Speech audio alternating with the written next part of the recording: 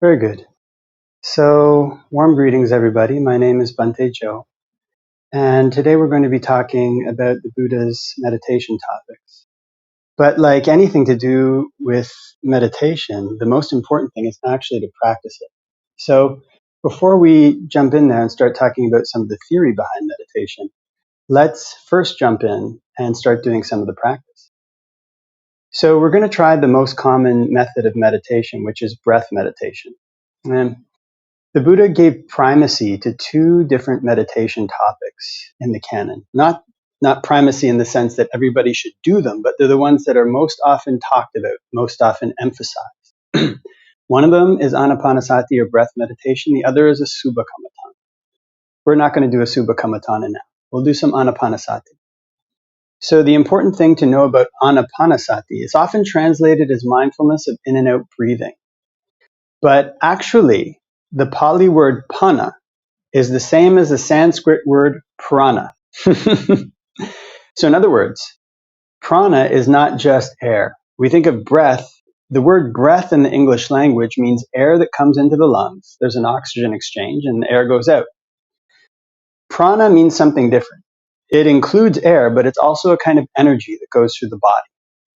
So because of this, in order to do breath meditation well, we have to understand that what the Buddha was talking that we be mindful of is not just air, but it's also an energy system that exists in the body.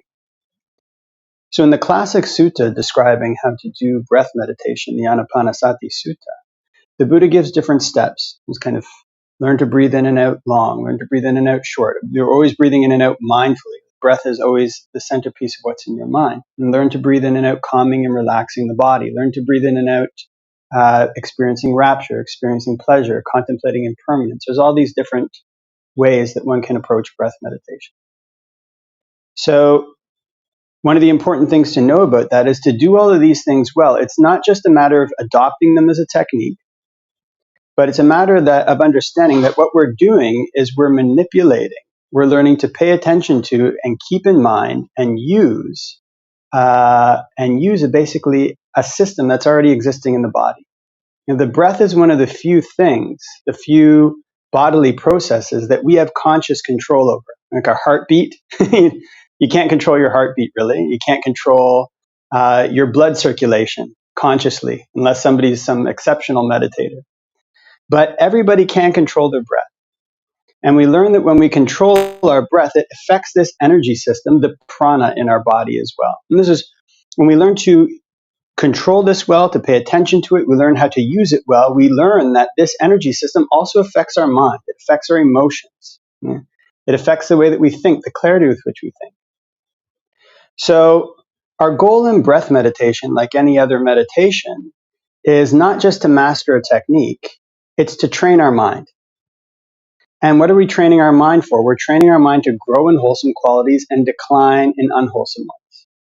So in this short 15-minute meditation, we're not going to be able to cover every single way that one can use the breath to try to develop the mind.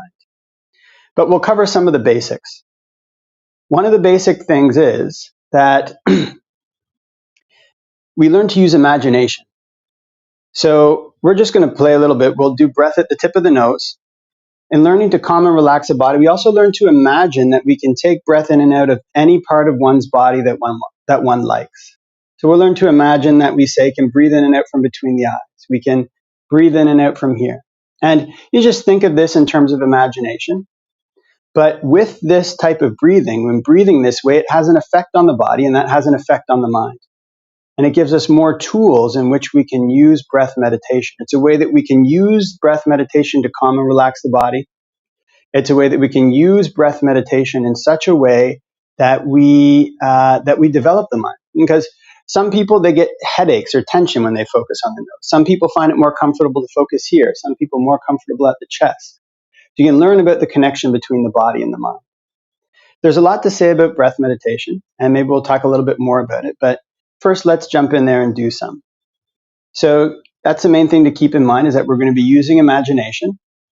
And so first what we'll do is we'll lean forward a little bit and arch our spine and look about 3 feet in front and close our eyes. and can focus in on the breath, can know when it's coming in, and know when it's going out.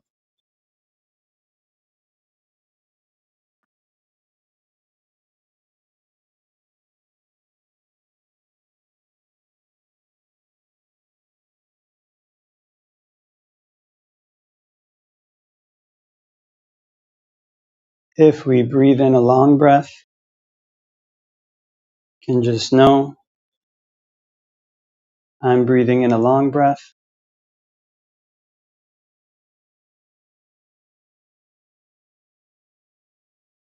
And if we breathe in a short breath, can just know I'm breathing in a short breath.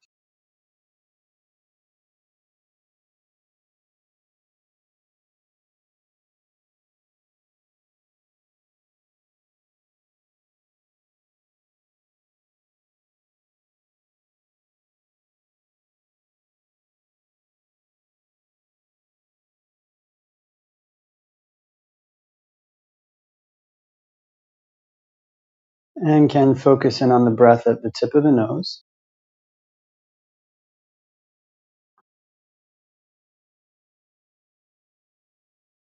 And if notice any patterns of tension or tightness around the nose, around the face,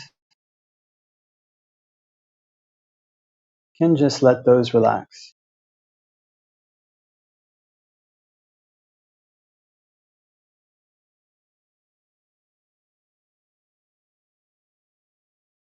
And can relax any patterns of tightness around the cheeks, around the chin.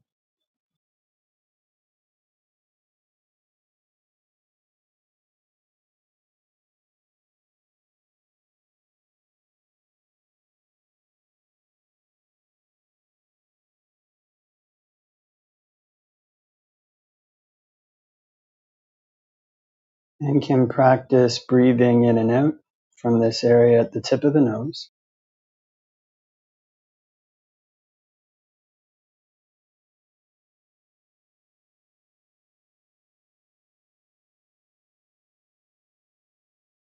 And when breathing in and out from the tip of the nose, can try to make the mind a bit like a post in the sea.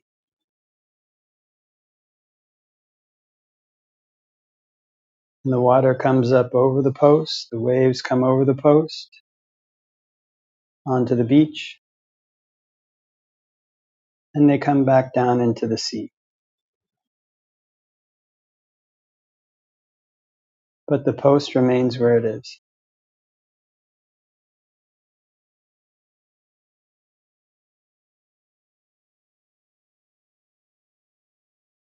And in a similar way,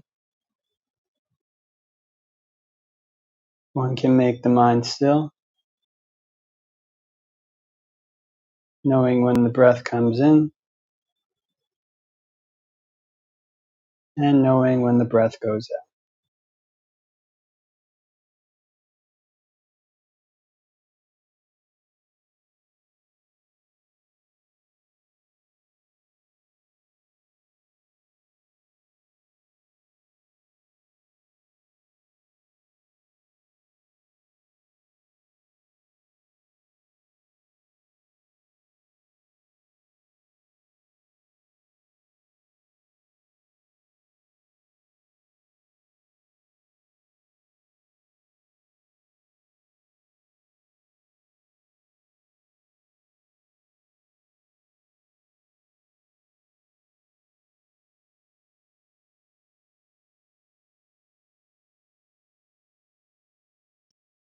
out. And we can shift attention a bit.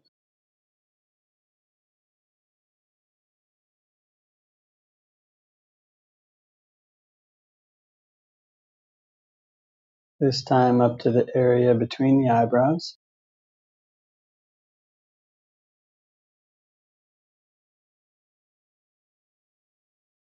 And if notice any patterns of tension or tightness between one's eyebrows,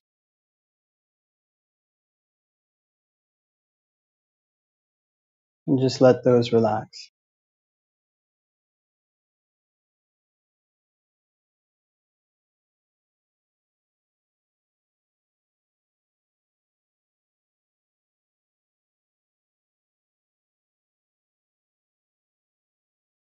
And can relax any patterns of tension at the temples, at the side of the head. Can relax any patterns of tension behind the eyes, around the eye sockets.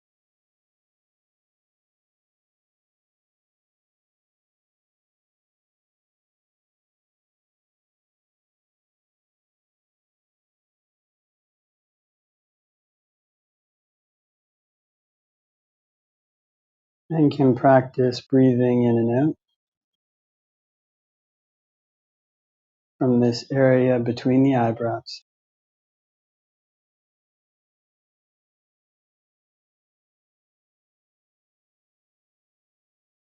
And when breathing in and out between the eyebrows, it can be good to use one's imagination.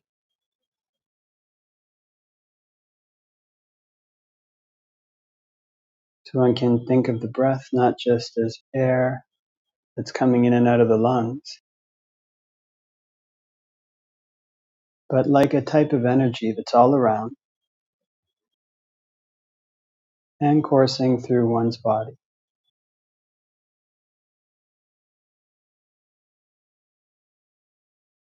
And it's possible to pull it into and out of any part of the body one might like.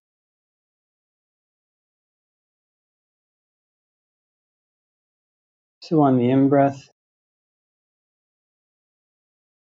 one can imagine air or breath energy coming into this area between the eyebrows.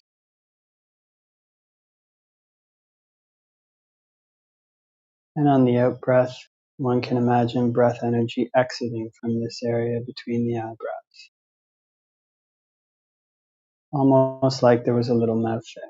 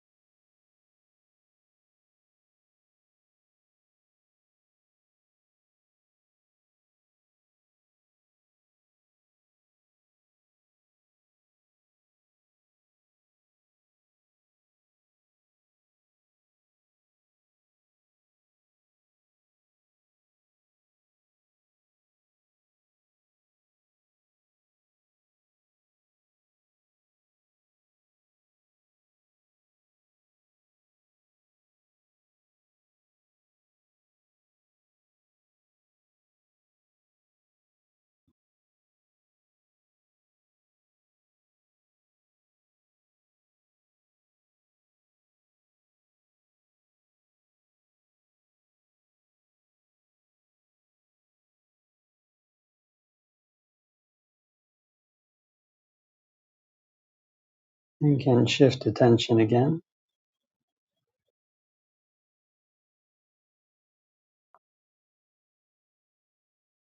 This time down past the tip of the nose, down to the base of the neck.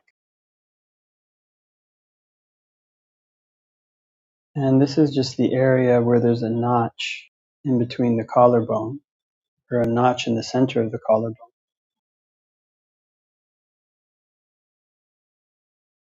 And if we notice any patterns of tension or tightness at the base of the neck, and just let those relax.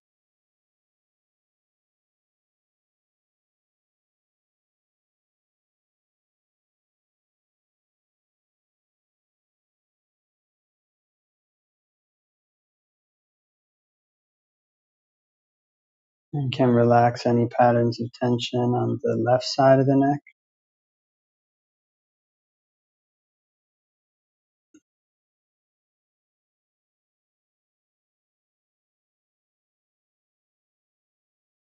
Can relax any patterns of tension on the right side of the neck.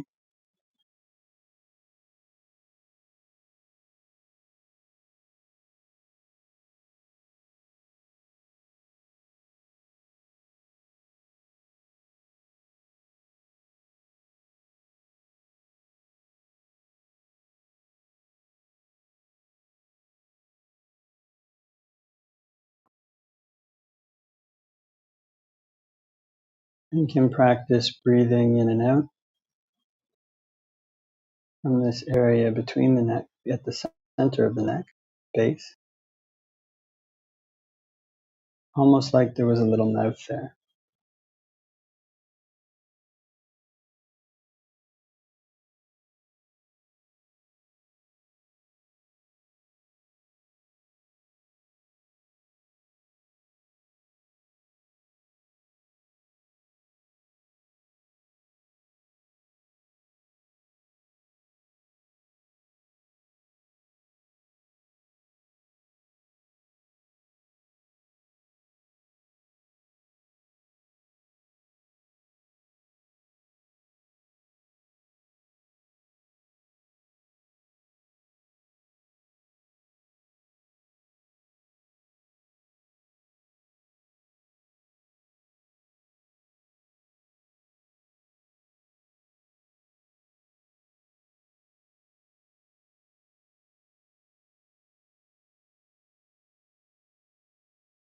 And can shift attention again,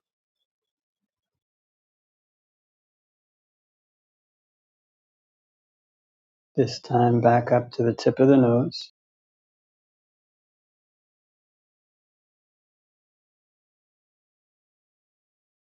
And can just watch the breath there again.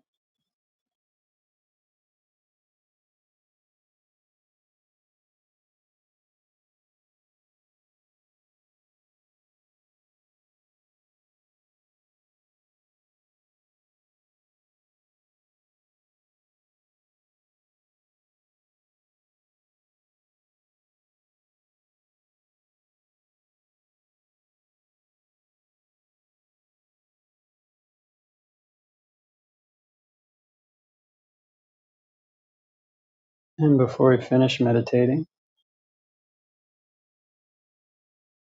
can spread thoughts of goodwill, wishing may all beings all around everywhere be happy and at ease. May they put in place the causes necessary to be happy and at ease.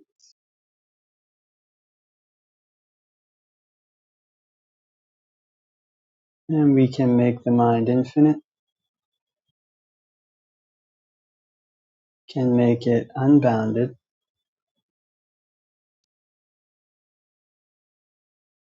all the way to the ends of the universe and beyond, in every dimension.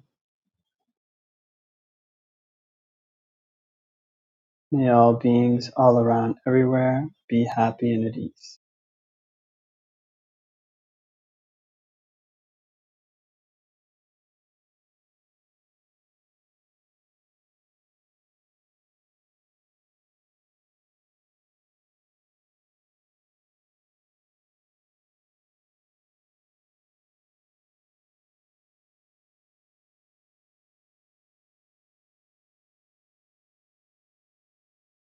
And can open our eyes.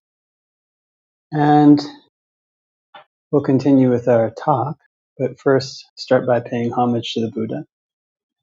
Namo tassa bhagavato arahato samma sambuddhassa. Namo tassa bhagavato arahato samma sambuddhassa. Namo tassa bhagavato arahato samma sambuddhassa. Buddhang saranang gacchami, dhammang saranang gacchami, sanghang saranang gacchami. Dutiyampi buddhaṃ saranang gacchāmi, dutiyampi dhammāṃ saranang gacchāmi, dutiyampi saṅghāṃ saranang gacchāmi. Tatiyampi buddhaṃ saranang gacchāmi, tatiyampi dhammāṃ saranang gacchāmi, tatiyampi saṅghāṃ saranang gacchāmi. So we'll continue on talking a little bit about the way that the Buddha taught meditation. So just now we did a little bit of anapanasati meditation. Now, one of the interesting things when one reads the Pali Canon, when one looks through the Canon, the amount of time that the Buddha devotes to meditation seems relatively scarce. There's kind of not much in there about the intricacies of doing various meditation techniques. Some of the instructions for the various meditation techniques are very brief. But then when we look in the Canon and we try to find out how the Buddha recommends monks live their life, the lifestyle that he recommends for monks is mostly devoted to meditation. It's basically a monk should sleep 4 hours a night, go on Pindapat, speak very little, and spend most of his day meditating.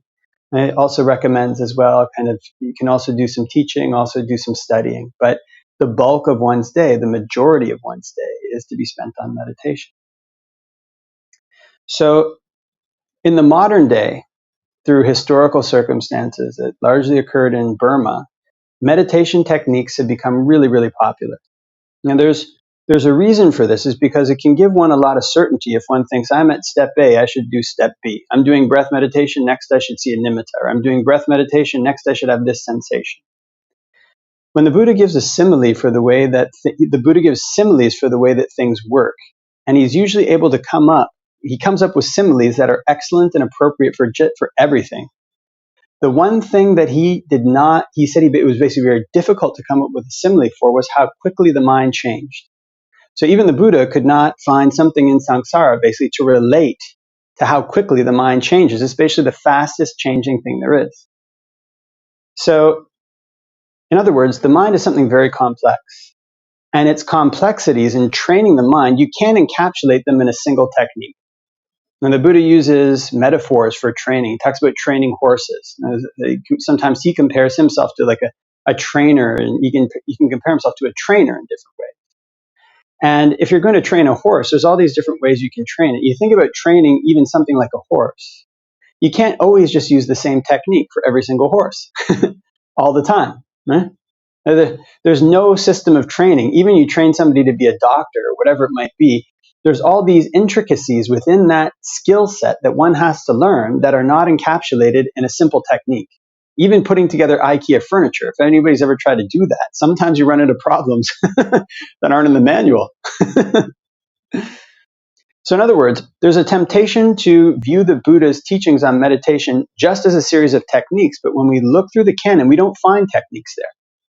We find these very broad instructions. Learn to breathe in and out short. Learn to breathe in and out long. Learn to breathe in and out with the whole body. Learn to breathe in and out calming and relaxing the body.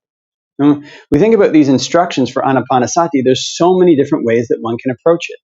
And it's not just anapanasati, it's all the different meditation topics that the Buddha gives. He gives them in almost like a categorical form like this. Right? Basically, like gives the instructions, now you go ahead. Now, one of the reasons for this is that traditionally, the canon was not to be learned just from books. Actually, the canon wasn't written down until many centuries after the Buddha's death. It was always transmitted orally for a period of time. And what that meant was, at least if you wanted to know the Buddha's teachings, you had to at least meet with somebody face to face. There was always a community. The Sangha was charged with carrying on his teachings, both in carrying them on in terms of memorizing them and handing down the teachings that the Buddha gave, and in carrying on the living traditions that allowed people to realize them. So, from the time of the Buddha, there would have been monks who knew how to do anapanasati, knew how to do buddhanusati, who were doing all these various meditation topics and could explain the intricacies of how these topics worked for people depending on their character, depending on the situation that they're in. Now, there are teachings that the Buddha gives in the canon about using meditation topics. And when we look at these teachings, we put them together, we see that the Buddha is teaching us to use meditation in various ways to counter defilements. In other words, we direct our mind in a way that makes our good qualities increase and our bad qualities decrease. Sounds like something very simple, right? You've got this topic like anapanasati. How do I use anapanasati to reduce anxiety? How do I use anapanasati to counter my perception that things are permanent? There's a million different ways you can approach this. And the Sangha would have been the repository of this knowledge. People who actually practiced it and actually had realized it. You can go to them for advice. Now, when the Buddha gives teachings on meditation and how to approach them in different ways, he sometimes uses a simile like a goldsmith, sometimes uses a simile like a cook. All these things are skills that one has to learn. So the simile of the cook is a really interesting one. He says, imagine a cook, a skilled and competent cook, when he puts out like a whole bunch of curries. So I'm here in Sri Lanka right now, and usually meals, they're like rice and then various types of curries that people will put out. And you get like a dish rice, and then you get many, many different curries coming after that. And maybe, well, depending where you are, maybe 3 or 4. If you're on Pindapat, you go to different houses, you get a different curry in each different house. Now, a skilled and competent cook puts out different curries for his employer, and he watches what the employer takes. If the employer takes more salty curry, he puts more salty curry out. If the employer takes more sweet curry, then he puts more sweet curry out. And as a result, the employer likes his cooking and rewards him with wages, rewards him. So the Buddha says in a similar way, a skilled and competent monk knows the chitta nimitta, or the theme of his mind. And in other words, a skilled and competent monk tries out the different meditation topics that the Buddha gives, tries different ways to approach them, and notices, when I meditate in this way, when I do anapanasati in this way, if I breathe in and out short, does my mind become calmer? Does it become more peaceful? Does it become more easeful? Are my good qualities increasing? Are my negative qualities decreasing? A skilled and competent monk watches his mind to learn the theme of his mind in this way. And as a result, whatever it is that one is doing in meditation that gives the best results, one does more of that. And in doing more of that, one can get rewarded. One can get rewarded with what the Buddha calls a pleasant abiding here and now. So the Buddha's teachings on meditation are like this. One needs to learn to watch the theme of one's mind. And that sounds like something very, very simple to do. Oh yeah, no problem. But actually it's very difficult, because the mind, as we talked about earlier, is the fastest changing thing in the world. What worked today in our meditation may not be what works tomorrow. So now we have to learn different approaches, different ways to use the breath to counter our defilement. So now what we're seeing is we're getting into the way that the Buddha taught meditation as not a technique, but as a skill.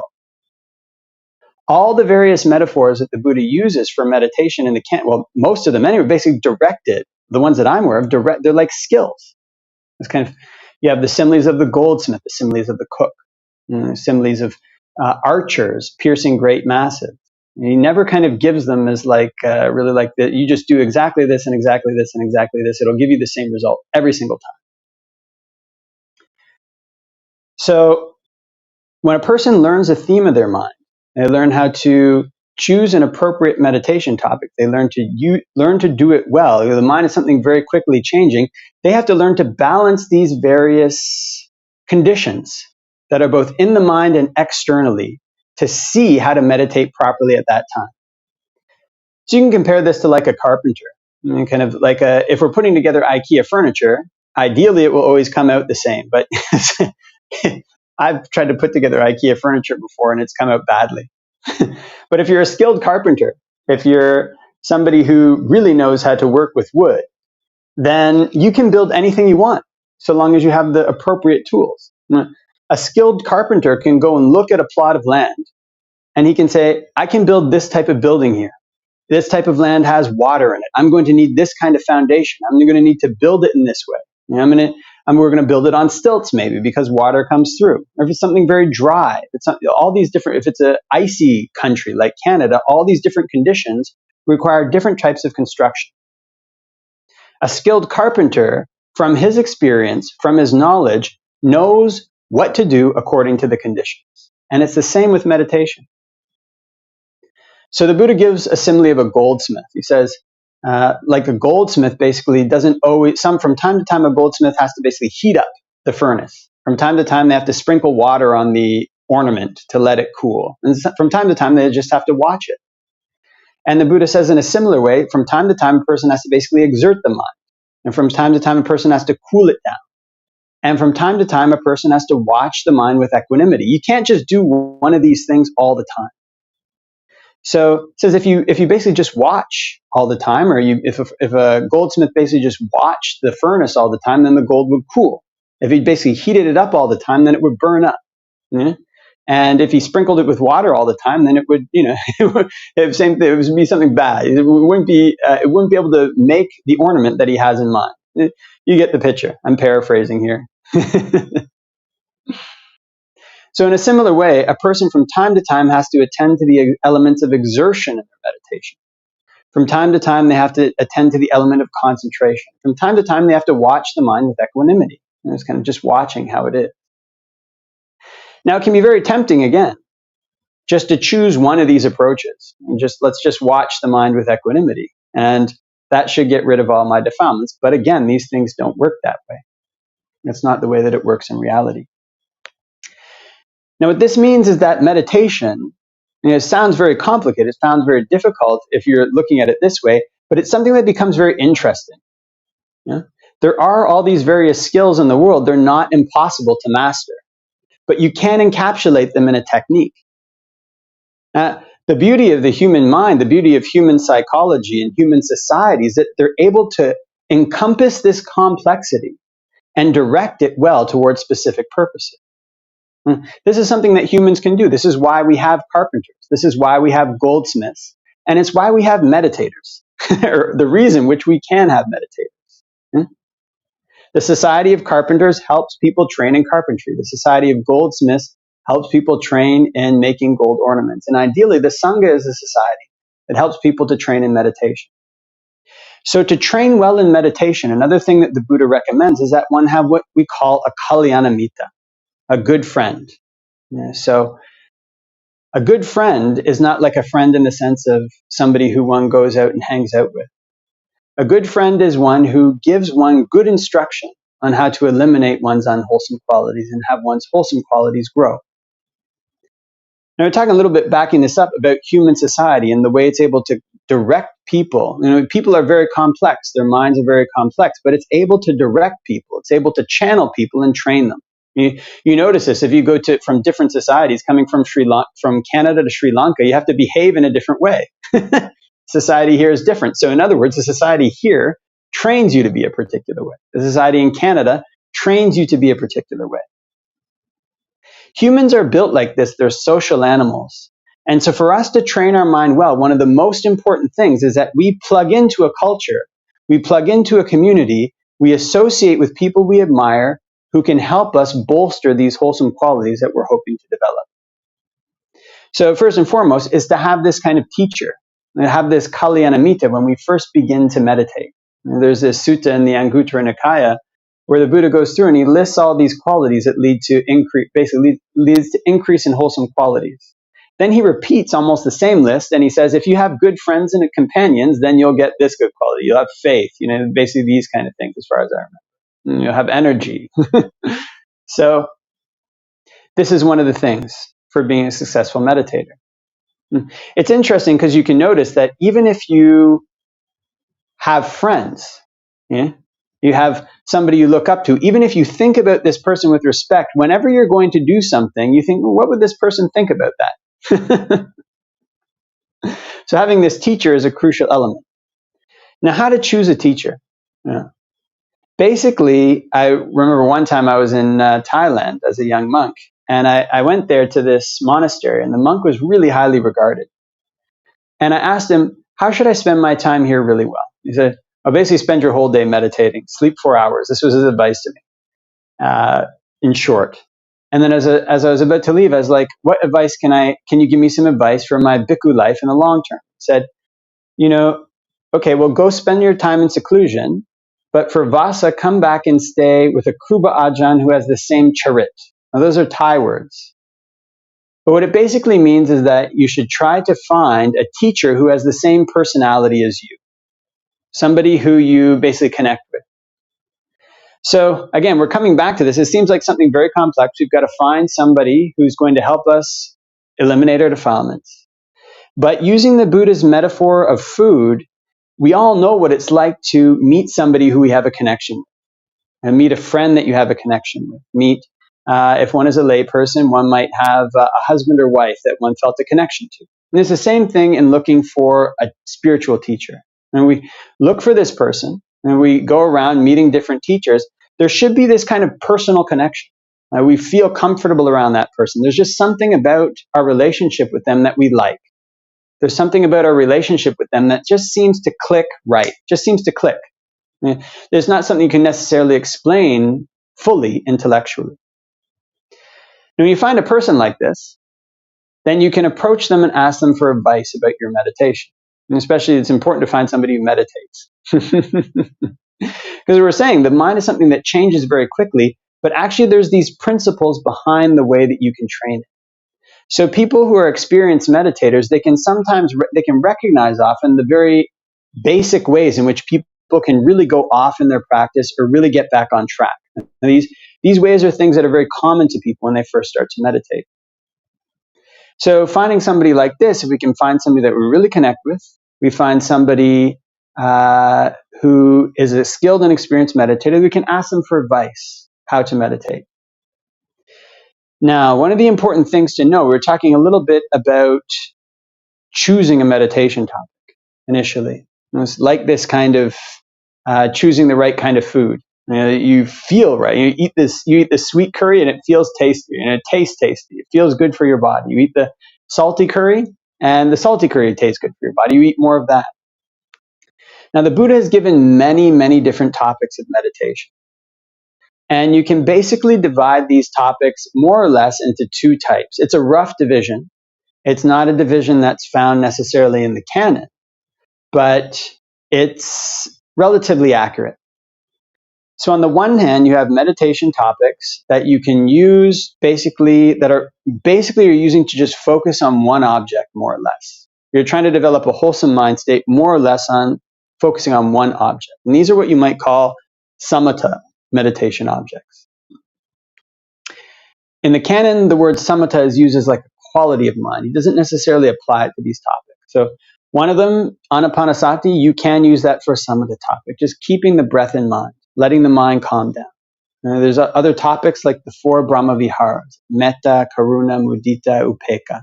These are topics where you just focus on spreading a particular emotion to all 4 directions, all around. Wishing, may all beings be well and at ease. Or wishing, may no beings suffer. Wishing, may all beings do well. Or spreading equanimity to all beings. And these are topics where you just focus on one thing. Then on the flip side, you have another type of topic which the Buddha calls perception topics. Right? It's interesting because these topics are often referred to as vipassana. And vipassana is another quality of mind that's talked about in the canon. It basically means clear seeing. You see clearly. When the Buddha talks about these topics, he calls them sannyas. So one of them is the sanya of impermanence, a nicca sanya. Another one is the sanya of suffering. You learn to see the suffering in various things. Another one is the sanya of not self. You learn to see these things are not mine. I'm not the owner. They're not me. They're not myself. You learn to apply these perceptions to everything. Then you have other ones too. The second most important topic, the second most talked about meditation topic in the canon is a subha kammatthana. And a subha kammatthana is one where you learn to see the foulness of the body. You learn to go through the body and imagine its various organs, its various parts. So we're not going to jump into these topics necessarily right now and talk about all of them in detail, but just talk about the basic difference between them. You've got the one hand topics that you're mainly focusing on just one object. On the other hand, you've got these sanya topics. So these sanya topics, these perception topics, the way that we cultivate those is the same way that we cultivate perceptions basically as we go through the day. So it was kind of interesting. I was doing a meditation course recently, which was really enjoyable. In the last course, we covered Vipassana. The last session in the course, we covered Vipassana. And so I had the people do an exercise. I said, okay, close your eyes and bring up in your mind something which you're worried about. But don't look at it directly. almost turn your attention away as if you're looking at this worry out of the corner of your eye. You're just kind of looking at it at the corner of your eye. You're not focusing your full attention on it. As you focus your full attention on it, nothing will happen. But you just look at it with just a bare amount of awareness. You put this thought of worry in your mind, and what happens? What tends to happen after that is that the thought will jump from one thing to the next. It'll jump from, I've got to pay these bills. What about my job? Oh, the manager said something bad to me today at my job. From there it jumps, what about my kids? What about their education? Then it comes back to the mind sometimes. Eventually you get back to the present moment, and then you think again about worry. In other words, there's this cycle that goes on with this perception where you have an emotion, you've got a perception, and then you think about it in such a way that it jumps to the future, jumps to the past, and it increases this perception. It builds this like almost vicious cycle where whatever negative emotion it might be increases. Worry or whatever it is, anger, the way that the mind proliferates on these emotions. These are perceptions that we develop often and that we hold in mind unknowingly. So with these topics of meditation, what we actually learn to do is to take this quality of mind where it proliferates on a perception and turn it to our advantage. So we learn to think in various ways about the way that things are impermanent. We don't just repeat all the time, this is impermanent, this is impermanent, this is impermanent. We learn to look at the world, and these things become our base. They can almost become the basis for which we see the world. We cultivate these perceptions over and over again. Looking at this table is impermanent. It's going to fall apart. And look at a house. Imagine the house as it breaks down. Imagine what it's like in 20 years. And sometimes we come across a derelict house, then we stop and stare at the house and try to get the image of the house in our mind. And then we look at a beautiful house that we really like and imagine it slowly breaking down. We can use words to cultivate these perceptions. These things are impermanent. They're going to come up. They're going to deteriorate. These are all the ways in which the mind usually proliferates on things out of our control and causes us to suffer. So in other words, we're taking, when we meditate, these elements of our mind that are usually untrained, and we're learning to train them. So coming back to this metaphor of meditation like a skill, the Buddha sometimes gives metaphors of horses, as we talked about. You imagine like in ancient times when people had to ride horses. They didn't have cars so much. They just had to ride a horse everywhere. If you had a poorly trained horse, if you go into an area that's scary or an area that's dangerous, if that horse gets afraid, it flips out, it throws you off its back, and it runs away, and you're left in this dangerous area.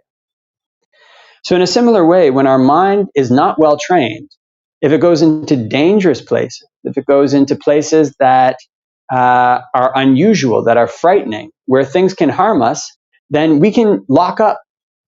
We can get overcome with emotion. We can lose out in those situations if our mind is not well trained. But if you have a well-trained horse, one that you've spent a lot of time teaching it to be calm in difficult situations, teaching it all these various elements so that it knows the various ways to traverse difficult country. It knows to stay calm under pressure. It knows all these various things. That's a horse that you can trust to take you far distances, and you don't have to worry about. So what we're trying to do here when we meditate, both with samatha and with vipassana, is we're trying to train our mind. So we talked a little bit about training our mind for wholesome and unwholesome qualities. Now this is basically where the whole rest of the canon comes in. The Buddha spends so much time in the Sutta Pitaka talking about what's wholesome, what's unwholesome, what we should develop and what we should avoid. So it's when we go out into our life, we see the way that basically good or bad things arise in our mind. Then this is when we take that knowledge that we gain from the sutta and we try to apply it to our life. We try to train our minds using meditation to make the things that he said should grow, and to make the things that he said should decline. And in this way, our mind becomes something that's more and more trustworthy. It's something that becomes more and more safe. It's something that we can rely on more and more to take us through difficult territories, to take us into difficult places. It's something we don't have to worry about. You get on a poorly trained horse, you're always worried it's going to throw you off. You get on a well-trained horse, you don't worry. So there's immense benefits to training the mind. Actually, this is the way that the Dhammapada starts. It says, basically, speak or act with a pure mind and happiness will follow you. Speak or act with an impure mind and trouble will follow. There's another verse in the Dhammapada where the Buddha says that whatever an enemy would do to an enemy, a poorly trained mind can basically do worse. And whatever good things a friend would do for a friend, a well-trained mind is even better. So what we're learning to do here is to train our mind well. And this is something to keep in mind. Because oftentimes if we're used to meditating just as a technique, we're going to be looking for the next thing that technique says that we should get, right? Okay, I've been practicing breath meditation. One's been practicing breath meditation. Did I see a nimitta, right? Or did I get these various vipassana bhumis or vipassana knowledges or whatever it might be? These things are actually not that important to think about. If an experience like that comes, it'll come. But the importance of these experiences is not because they're somewhere in a book. They're important because often these experiences that people talk about, they follow on the heels of a significant reduction or a destruction of a person's defilements. A significant reduction or destruction of the bad qualities that have been causing us to suffer all the time. Right? So what we learn to focus on when we're meditating is not so much, am I getting this experience, am I getting that experience? It's simply, are my good qualities increasing, my bad qualities decreasing? If we know that we get very angry, for example, when we're driving to work, or we know we get very anxious, if we're a monk or so, we get very anxious, we don't get enough pindapata food. These are defilements of the mind. They're ways that we can use meditation to train our mind to become more calm in these situations so that we don't suffer from them and that we can decide well in them. And this is like the well-trained horse that can go into dangerous areas. Now, this is something very, very easy to talk about, right? Oh, yeah, you kind of reduce your bad qualities, increase your good ones. It's something very difficult to do. And it's very hard to do. Actually, one of the important things to know about meditation, this is the most difficult work that there is in the world. There's nothing that changes as fast as the mind, and here we are trying to train it. But because the mind is the forerunner of everything, if we train the mind well, we can train it so that regardless of what situation we're in, we can be at ease. This is something that one can see directly for oneself. This is why the Dhamma is said to be something that's experienced individually by the wise. So this is something that all meditation traditions have basically emphasized, as far as that I'm aware of, I could say. The ones I'm aware of, they emphasize the primacy of experience, direct experience, over the primacy of sutta study, or just study. It's not to say that study is not important, but study in the Buddhist context was always done in a community, in the Buddha's time, in the way he basically intended it, more or less. And it was always done for a purpose of practicing for realization, for a purpose of realization. That's the purpose of study. And we study so that we can practice and learn to eliminate our defilements. It's kind of interesting, just continuing on with this dichotomy between study and practice. In that I've met people, I meet a lot of people from time to time. They studied so much, they can't keep the 5 precepts. They know what they are. They can't keep them. They'll tell lies when it's convenient for them. They'll steal things when it's convenient for them. Not usually big things. They'll tell little lies, not to hurt people's feelings. You say little. Or they'll steal minor things when it's inconvenient for them. Take things from the forest or, whatever it might be. Something minor like that. And this is lying. This is stealing. So we have to learn to train our minds. We have to learn to train our actions such that they're in line with the Buddha's teachings. And this goes far beyond study. It goes on into our lives in the way that we're actually suffering, the way that we're actually becoming happy. So as we grow in skill in meditation, we learn to choose an appropriate topic. We've got a good teacher, a good community. We've got people around us who are meditating. And we learn to train our mind in various ways. What we find as we become more skilled at knowing what situations bring something up in our mind and what situations cause these things that come into our mind to diminish. And we learn to become more skilled in anticipating them. And we learn to become more skilled in applying the appropriate antidote. So now we'll move on a little bit to talk about some of the ways that the Buddha talked about meditation topics, because he talks about them like a doctor. Now, sometimes the Buddha compares himself to a doctor. And you imagine these different meditation topics that he gives almost like they're antidotes to different venoms that are in the mind, different poisons that are in the mind. Right? The Buddha uses this word asava to describe some of the taints. Right? An asava, it's like a sore or an infection that's become so infected that the infection emits something like pus, or like some discharge comes out of this wound because it's so infected. So we learn to apply the right medicine to these asavas, the right medicine to these wounds. So now let's jump in there and talk a little bit about the different medicines that the Buddha gives for these different meditation topics. And if you're listening to this talk, whether recorded or live, the important thing to think about when we talk about this is, what is the main way that I have one of these asavas? What is the main way that I have one of these infections? And what appropriate remedy can I apply to it? So for anxiety, anxiety is often caused by proliferation of thoughts. One is just so used to thinking all the time, all the time, all the time. The remedy for that the Buddha gives to cut off thinking is anapanasati. One learns to stay more and more in the present moment. And in this way, one's thoughts can't proliferate. Now, it's actually amazing how much suffering comes just from thinking. It's an incredible amount, right? There's what's going to happen in the future. What happened in the past. One is very rarely right there in the present moment. You imagine if I'm just doing this with my hand, just putting my hand to the ground, how much suffering is there in that, right? How much suffering is there in this next word that I'm saying? It's very little. It's quite manageable. So when one learns to stop one's mind from proliferating, from thinking unnecessarily, one reduces or can cut out this stress, this suffering that comes from anxiety. So if one is an anxiety type person, one wants to try to apply this medicine, right? Now this may be the main topic that you want to choose. For hatred, hatred is this feeling that you want people to come to harm. You actually dislike them. There's this feeling of like anger and dislike coupled with harm. It's different than what we might call cruelty. Cruelty, you can be kind of cruel, but you don't hate the person. You just want to see them suffer for your own enjoyment. And a lot of comedy is like this. Hatred is something different. You want the person to suffer.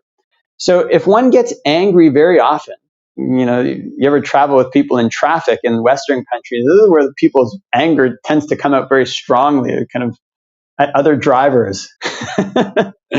You can know this for ourselves. If we're an angry person, the medicine for anger is metta, what we might call, which is often translated as loving kindness, but is probably more accurately translated as goodwill. So we learn to spread this attitude of goodwill to all beings. If we're somebody who's very cruel, like we just kind of enjoy seeing other people suffer, you might think of this as like a torturous person, but that's not necessarily the case. It can just be somebody who is very competitive sometimes. Sometimes very competitive people, they like to see it when people fail. They don't like to see it when people do well, and they can enjoy people's misfortunes. Actually, like I said, a lot of comedy is like this. You watch some comic shows, people are just suffering all over the place. We're laughing at their misfortune. Right? This is what we might call cruelty.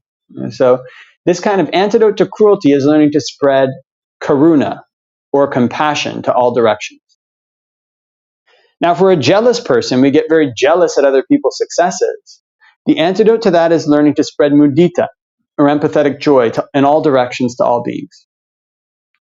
And if we're a person who gets very, very passionate, like somebody gets very passionate about things, you meet people like this when they start talking about politics, right? They start talking about, rugby or football or whatever it might be, and they get really, really worked up.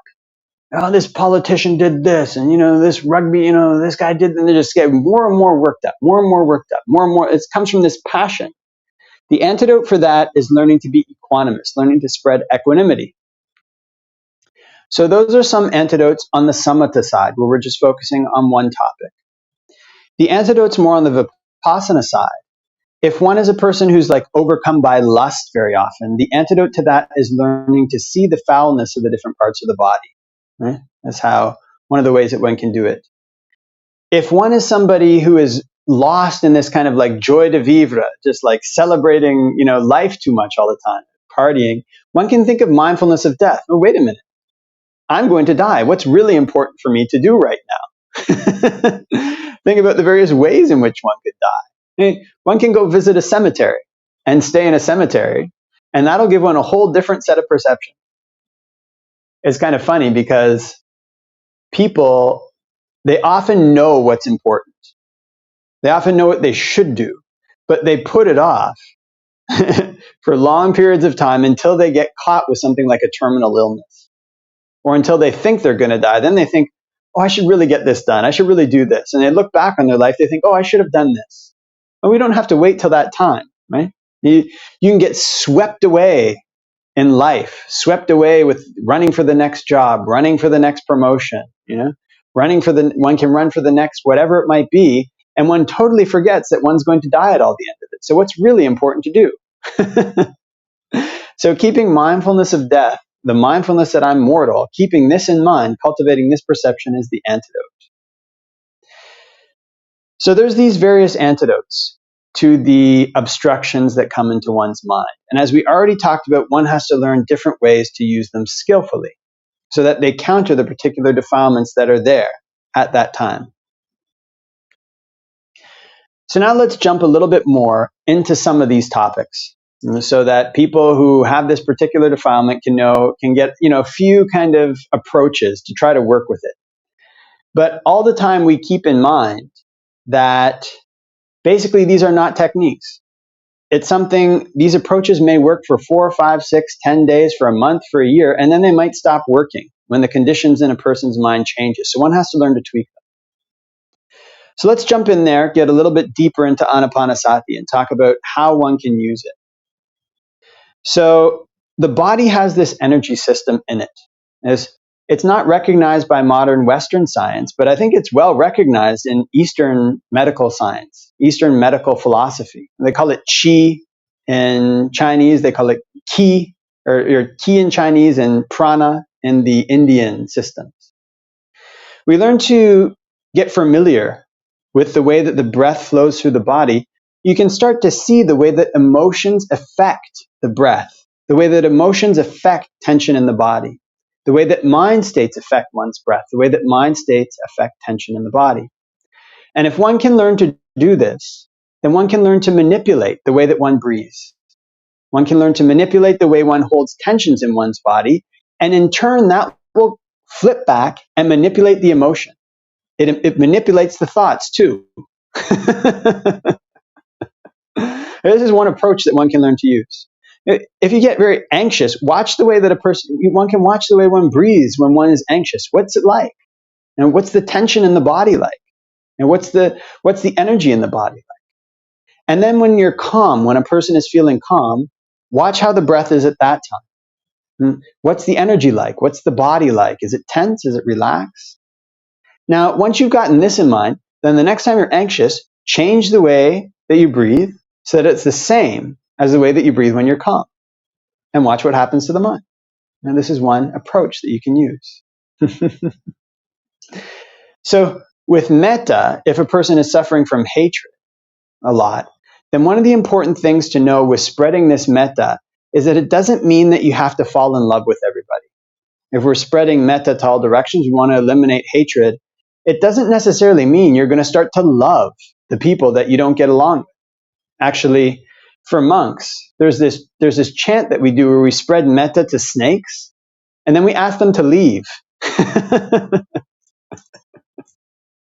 So there's a line in the Metta Sutta where it said, basically it says, like, just as you should basically cultivate metta as a mother would protect her child, her only child, so too should you spread metta to all beings, basically. So in other words, we want to protect this mind state in the same way that a mother would protect her child. Yeah? We want to protect this mind state of goodwill. And what this mind state means is that not necessarily that we're going to love everybody like a mother loves her child. Actually, the word for love in the canon is pema. And there's a sutta called From One Who Is Dear. It's called the Piyajataka Sutta. And the Buddha basically makes it clear that the people that we fall in love with, that we really love, are people who cause us to suffer. We suffer when anything happens to them. So metta is not the same as love. What it is this attitude wishing that people may be well. May you be well, may you be happy and at ease. But we also recognize that if people are going to be happy and at ease, they have to put the causes in place to be happy and at ease. So what we actually wish for is, may you be happy and at ease, may you put the causes into place to be happy and at ease.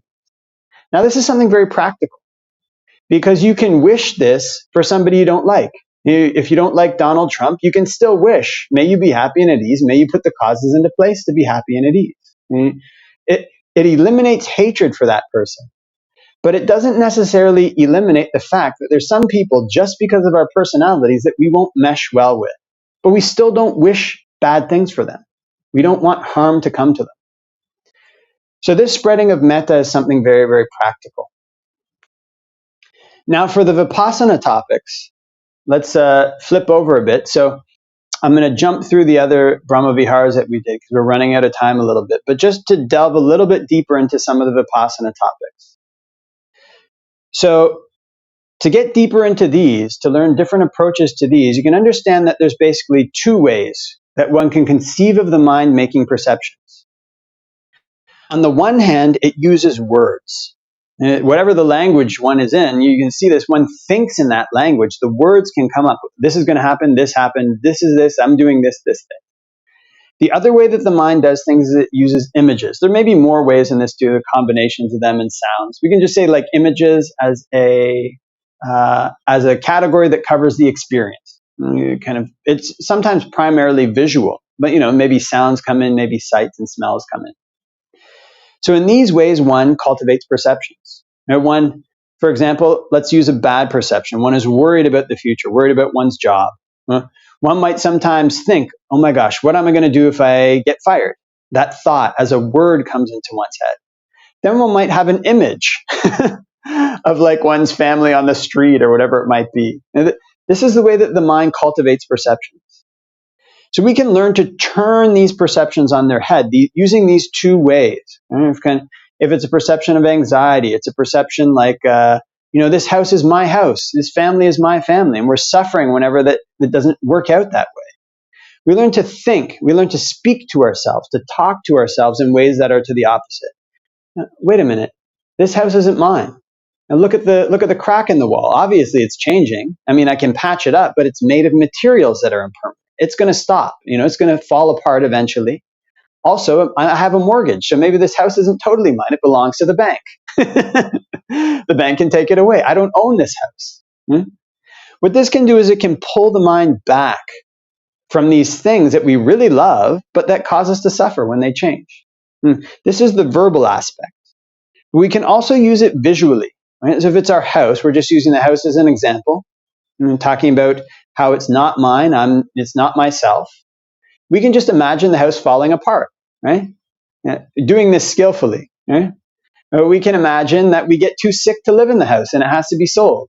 Right? We can't walk. All of a sudden you can't go up the stairs, you can't live in the house. You have to move to a condo or something like this. We can put the image into our mind of this happening. Not that it's going to happen, doing it skillfully, but as something that could happen. So in these ways, we can use both the words, the verbal fabrications, and also the images in order to counter, in order to cultivate perceptions to the opposite. Use these sanya topics. So that's getting a little bit deeper into some of these topics of meditation. Now let's jump a little bit forward and talk about the ardency with which one has to meditate. So meditation is something that starts small. Right? Like anything else, right? If we start with a skill, learning to be a cook, we start just learning how to chop cucumbers or whatever it might be, something small. Eventually, after training in that for a long period of time, you can make fabulous dishes. Right? You can have a skill where you can look at the ingredients in your cupboard and know what to put together. So because meditation is a skill and not a technique, it takes time to develop the skill. It's something that one has to have commitment to do well. And it's like any other skill. It's often something that's a matter of hours that one puts into it, deliberately trying to improve. Right? So it's good to have this idea in mind about meditation that's accurate. an idea in mind about training the mind that's accurate. This is going to take work, but it's the most important and valuable type of work. So with these types of topics, the Buddha gives a simile for how one should keep in mind, say, like he says mindfulness of the body, which can be both the breath and a subhakamatthana. He says, imagine that there was this crowd that gathered. So these days we have like street performers. In those days they had courtesans, these really pretty girls who were performers, and also they were doing other things too. But in any event, they would go and perform sometimes, and then a big crowd would gather around them. And he said, imagine that there was this courtesan, she was dancing, a big crowd gathered around, and you were given basically a bowl of oil and said, put this bowl of oil on your head. I think it was put this bowl of oil on your head or carry it, one of the two. And right behind you, a man will be coming, and with a raised sword. And if you spill even a drop of that oil, then he'll cut your head off right there. And the Buddha says, what do you think? Would that person let their attention stray away from that bowl of oil? I said, no. And he said, well, the simile is to convey a meaning. It's basically that's the way that you should keep attention on the body, mindfulness of the body. So we learn to start small, building up these meditation techniques, learning to use it to eliminate our unwholesome qualities, and we do it more and more until we actually start to approach our life more and more through meditation, rather than through this chase for external things. Oftentimes when a person doesn't know what it is that makes them happy, they're just chasing. The next promotion, the next house, right? The next car. They're just chasing. They think that thing will make them happy. They get it and it doesn't. So they go looking for something else. So in other words, people try to solve the problems of unhappiness in their life with looking for the next external thing. When we flip that on its head and we start to try to solve the problems in our life more and more with meditation, then this is when we become more and more like this person who doesn't let their attention slip away from the bowl of oil, right? It's not something that we necessarily have to think, oh man, that's too hard, I can't do it. It's something we can build up as we recognize the benefits that come from training our mind. And we recognize the happiness that comes from training our mind. Now, when we do things in this way, then our meditation topic becomes what we might call a satipatthana. The Buddha uses this word satipatthana. It means like establishing of mindfulness, or it can mean foundation of mindfulness. In other words, the way that we usually see the world is through perceptions that we don't control. Usually we're thinking of things as their mind. We're thinking how we want to get the next thing. We're not controlling our mind. It's just running wherever it wants, like a poorly trained horse or a poorly trained dog. We learn to yoke it. We learn to tie it to this meditation topic. And this meditation topic, rather than these random perceptions, becomes more and more the way that we see the world. We see the world more and more, say, through our breath.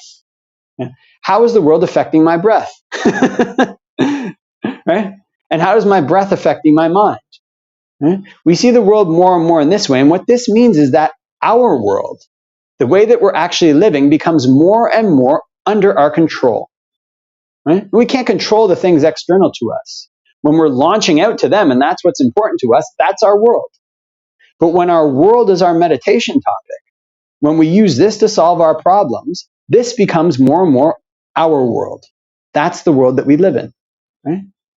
So when this is what's important to us, when this becomes a basis or a foundation for our mindfulness, when it's the way that we see the world, when we focus on these things, not letting our mind stray out, like if we were holding a bowl of oil going through a crowd with a beauty queen, then this is what one can say can happen. One can develop what they call the jhanas, and these states of kind of bliss, states of happiness that are far superior to any other type of happiness that one has experienced before. It requires a huge amount of dedication. But the dedication is worth it for people to cultivate because this is a much higher level of happiness. This is on the samatha side, when one learns to focus on a single object. But more important in terms of meditation is that we're doing this to be happy, right? The purpose for which we do everything is to be happy. We train our mind so that we can be happy. Usually we're just running all over the place. And the reason that we run and search for these things is because we think that they're going to make us happy, but they don't. Okay? So when we turn our mind to vipassana, to these, we're going to call vipassana, to the perception topics, We're cultivating these perceptions with an investigation in mind. Why is it that my mind keeps launching out to these things? I know they're going to cause me to suffer, but I can't give them up. I'm addicted. Right? Addicted to the next car, addicted to the next house. I know that it's not going to do what I hope it will. But when I go there, my mind is gone. We have to investigate this. This is why the Buddha says that ignorance is the cause of suffering. It's us who's launching out to these things. We're the ones who are doing it. We're the ones who go launch out to the house, launch out to the car, launch out to a body. We're the ones who grab these things. We want them and we suffer. When they don't do what we hope they will. And we suffer from old age. We suffer from sickness. We suffer from death because of our addictions to things.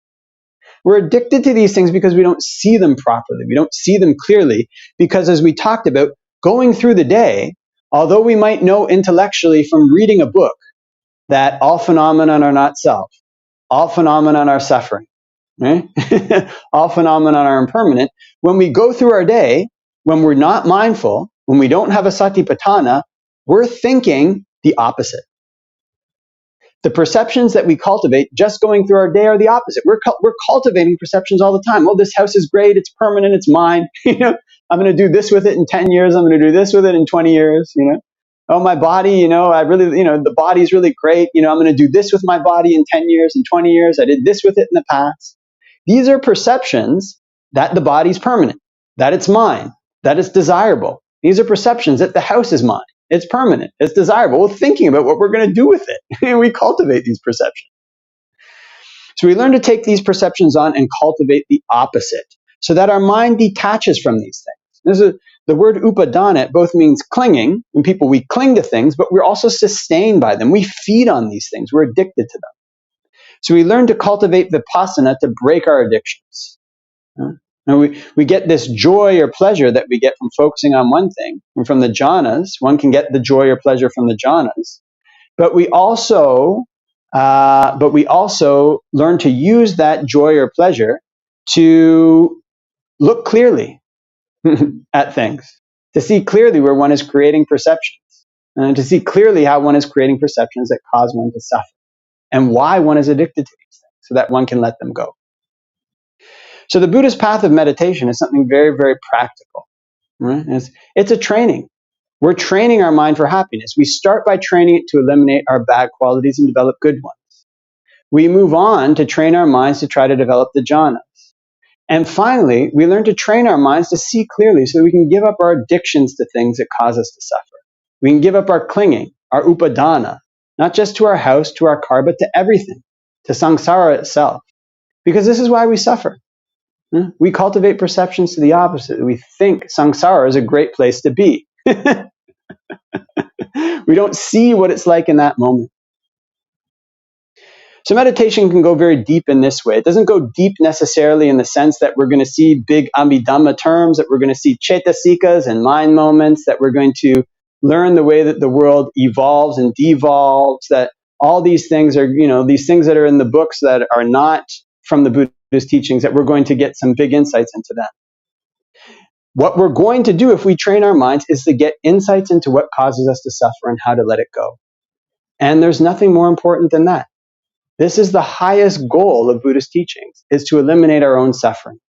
And meditation is the path that the Buddha taught to do this. And it's given in brief in the canon, almost in categorical form, and it's given in brief so that we can develop it as a skill, so that we can find kalyanamitas to help us along the path, so that we can choose an appropriate meditation topic to help us eliminate our defilements, so that we can learn to use it like a carpenter uses his tools to shape a house. We can learn to shape our minds, shape them so that they're good, shape them so that they're safe, so that they can take us through dangerous areas.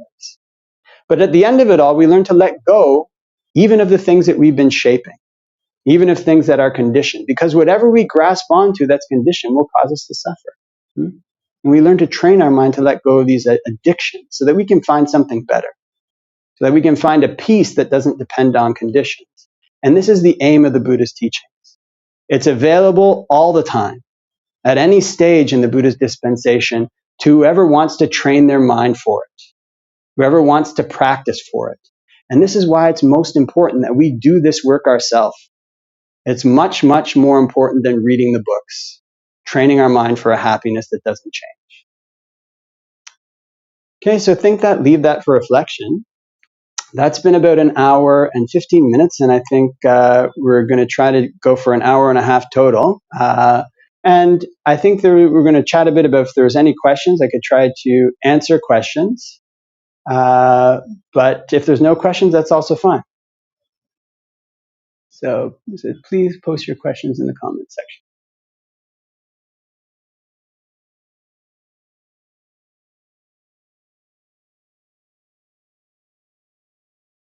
Okay. So what's that one say there? I'm sorry, my face is going to get really big because I can't see what the question says. Can you explain the differences between cruelty, sadism, viciousness, etc.? So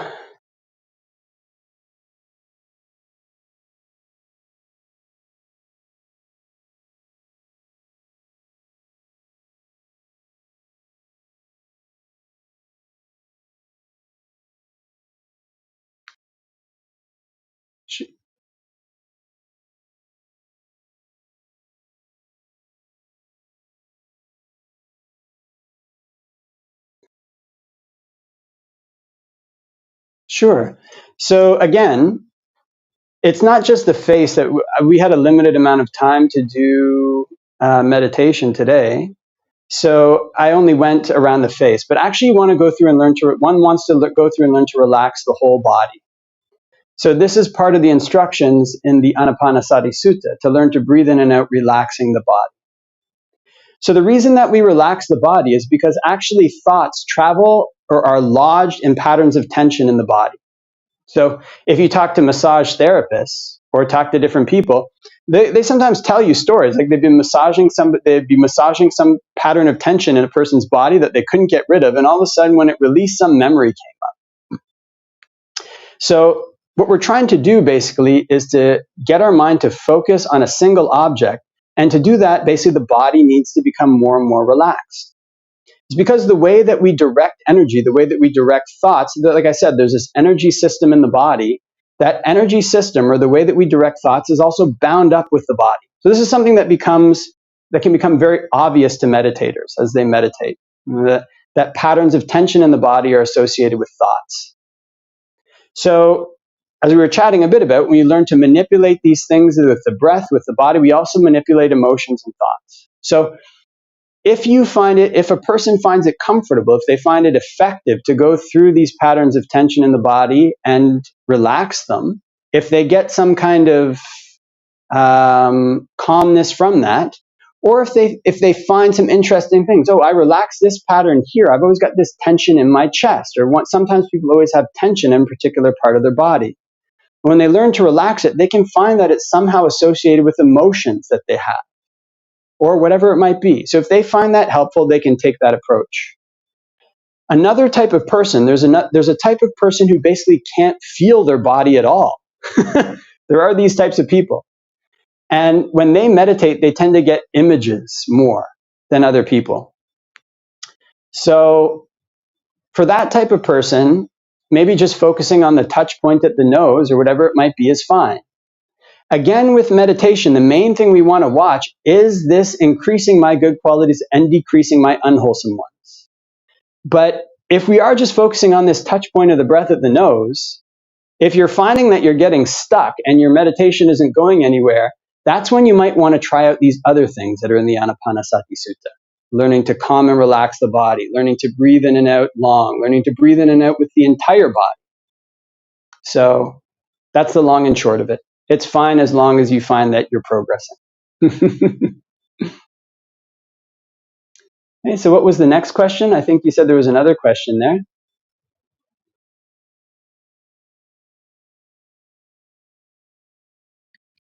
Okay, I find.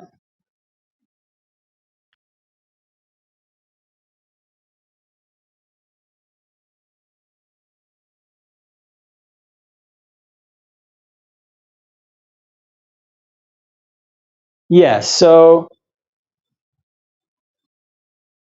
Oh, sure, okay.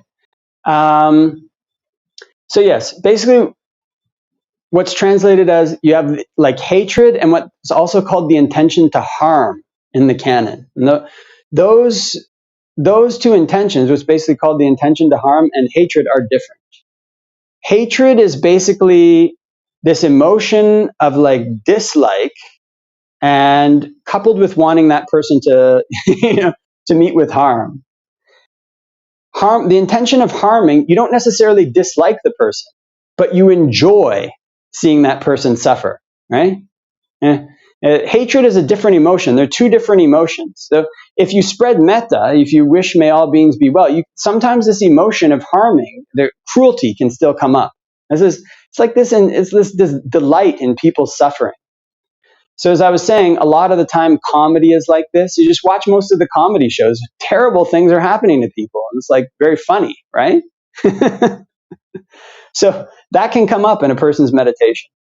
So karuna is the antidote to this cruelty, and metta is the antidote to hatred. Everybody knows what that's like. Where you're angry with somebody, you actually dislike them. You really want to see them suffer, right? Now, this cruelty can sometimes just be more like a general emotion. It's not necessarily directed to that person. You just like seeing people suffer. You think it's funny, or you think it's good, or you enjoy it. So that's the distinction.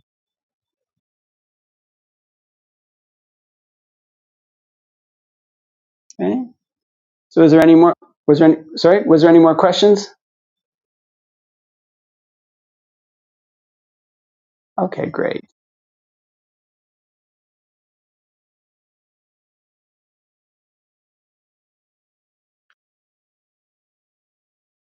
Sure.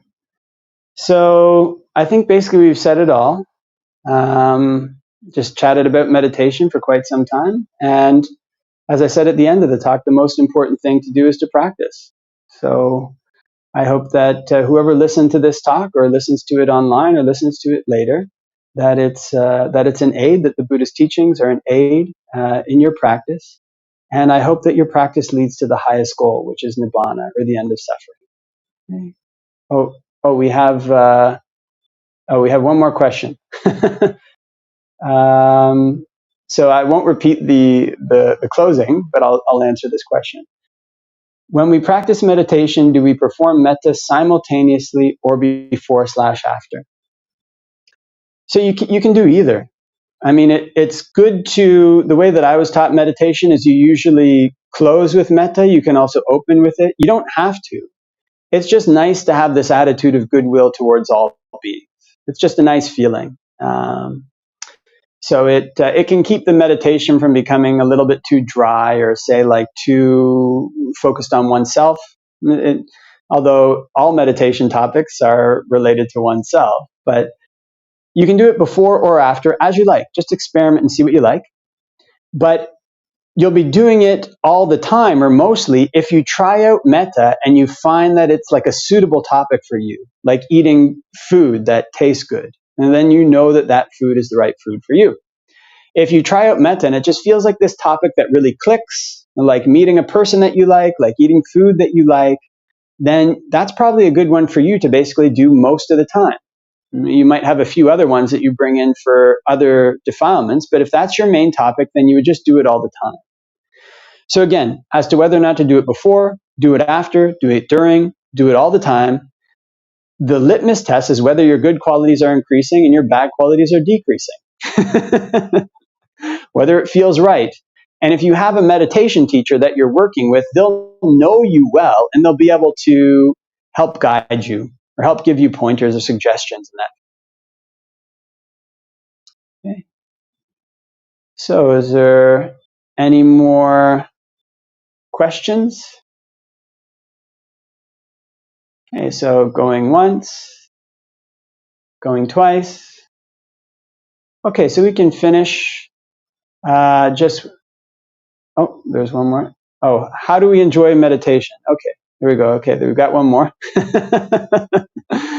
Okay, on the going twice, it came up. So how do we enjoy meditation? So you enjoy meditation if you choose it. You're more likely to enjoy it if you choose a topic that you like, right? A lot of the time, like I said, one of the main reasons people run into these kind of like walls with meditation is that they don't meditate in a way that's appropriate for them. They're trying to do a technique. They're trying to get results that somebody else said they should get results for. If you meditate in such a way that you're looking for what it is that causes you to suffer, and you're trying to eliminate that, then you're more likely to enjoy it. So just watch when you meditate. Choose a good topic. One can choose a good topic.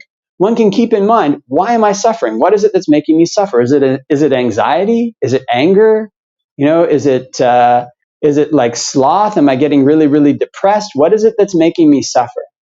And then choose a topic that counters that. When you see that thing that makes you suffer, the big thing that's making you suffer in your life diminish, then take joy in it. Learn to use that extra energy that you have to develop more wholesome qualities and to meditate more. In this way, it'll become a virtuous cycle, right? Where your bad qualities are going down, you're happy because of it, your good qualities are going up, and because of that, you put more energy into meditation and you get more good quality. So this is one of the ways that you can enjoy meditation more and carry it forward. Okay, so I think, yep, so you please post your questions here, but not many more. So it was nice to get together and talk with everybody today. So, what do we have? How to difference if the likeness of the object is wholesome and not, turning likeness into craving for that object. Yes, so for example, breath meditation. So craving is the cause of suffering in Buddhism. But what you notice when you practice Buddhism is that he takes all the elements of samsara and learns to turn those elements to destroy samsara itself. So there's a sutta where he gives the simile of the raft, right? And you're crossing this really dangerous jungle and you see the further shore, which is safe. And so to do that, you get all these vines and things together and twigs and you bind them together. Things from this shore, you bind them together to make a raft. And then with effort, you paddle across the shore using this raft. And when you get to the other shore, the Buddha says, okay, what do you think you should do?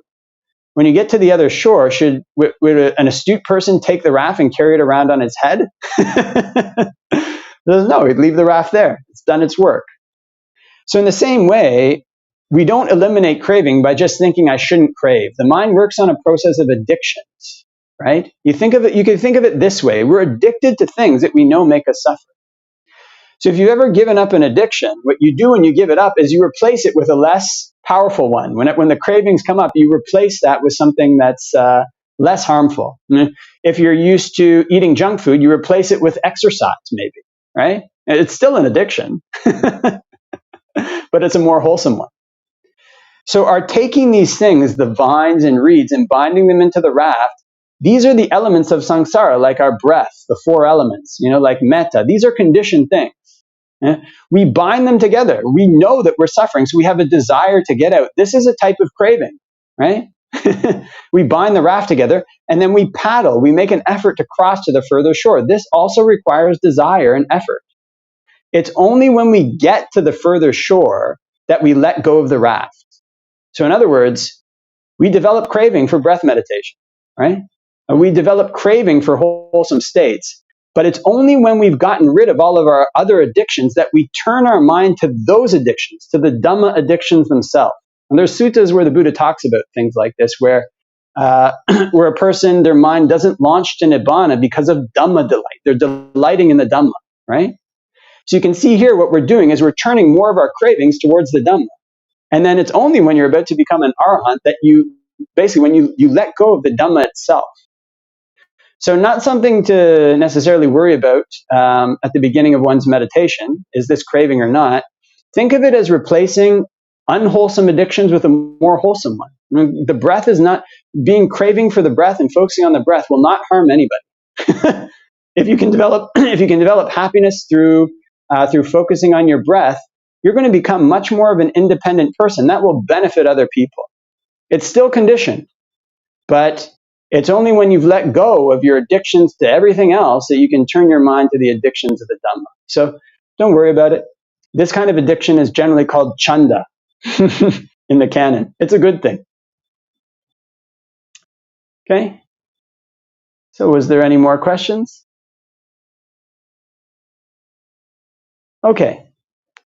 So let's finish. I won't do the actual bows, but I'll just finish with a short chant to the Buddha, the Dhamma, and the Sangha. We reached the 1.5 hour mark. Arahang Samma Sambuddho Bhagavan Buddhaṃ Bhagavantaṃ Abhivademi